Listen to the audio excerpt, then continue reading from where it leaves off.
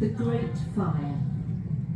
Eyewitness accounts from Samuel Pepys, Thomas Vincent, and John Evelyn.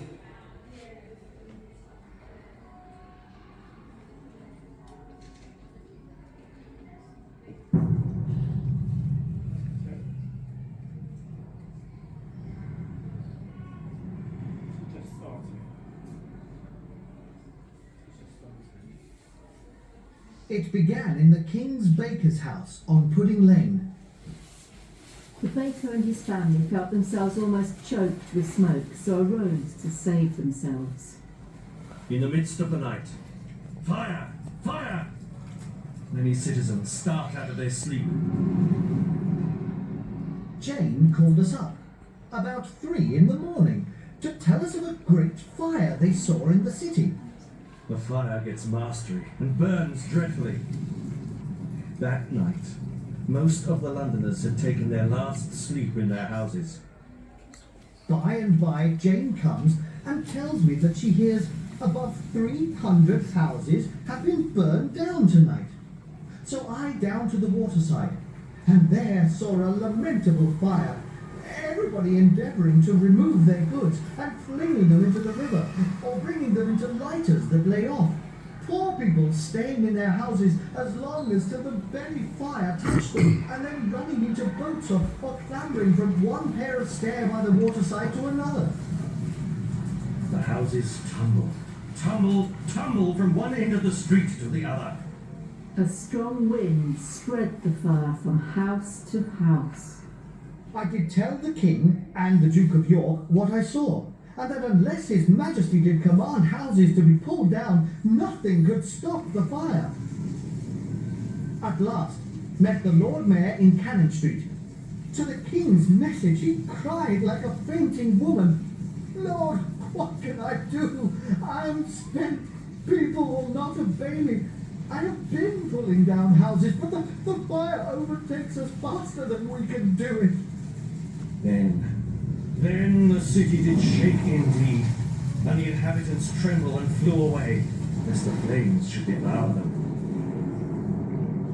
While many people concentrated on escape, some stayed to fight the fire.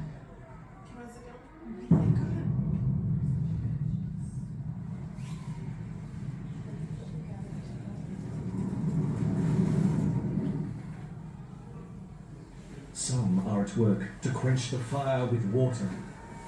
Others tried to stop the fire by pulling down houses. Some are on their knees in the night, pouring out their tears before the Lord. With one's face in the wind, you were almost burned with a shower of fire drops. And if Monday night was dreadful, Tuesday night was more dreadful. When the greatest part of the city was consumed, many thousands who on Saturday had house now have nowhere to lay their heads.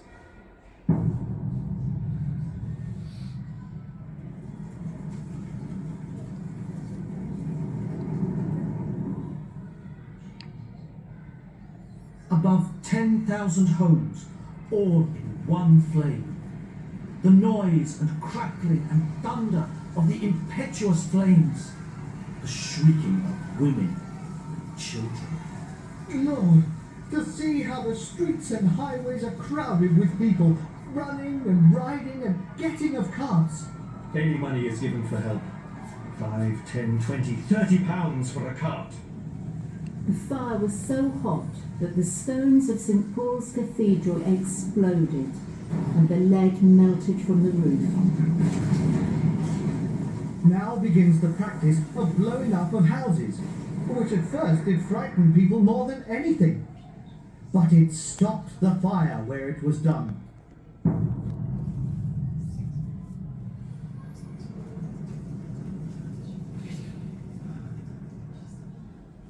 The wind is now hushed, the fire is withdrawing, and it burns so gently that it is not hard to be quenched. The fire raged for 5 days before it could be stopped, and the ruined city smouldered for some time afterwards. Our feet ready to burn, walking through the town among red-hot coals. Although few people had died, over 13,000 houses had been destroyed and thousands of people made homeless. I left this smoking and sultry heath. I went towards Islington and Highgate, where one might have seen 200,000 people of all ranks and degrees dispersed and laying along by their heaps of what they could save from the fire. Most of the late inhabitants of London lie all night in the open air. Some under tents, others under miserable huts and hovels. The king arranged for bread to be brought each day to feed the homeless, and shopkeepers gradually began to reopen their businesses in temporary shacks among the ruins. But many Londoners had lost everything, and the rebuilding of the city was to take many years.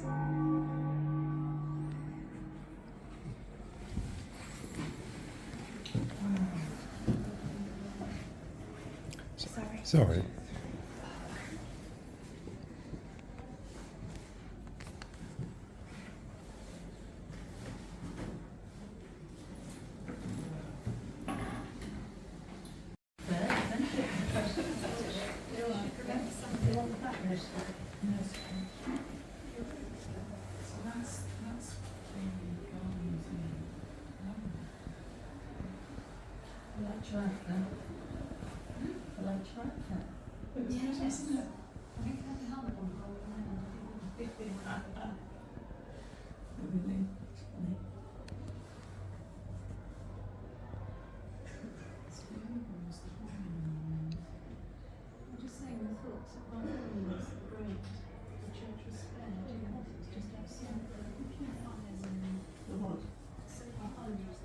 Okay.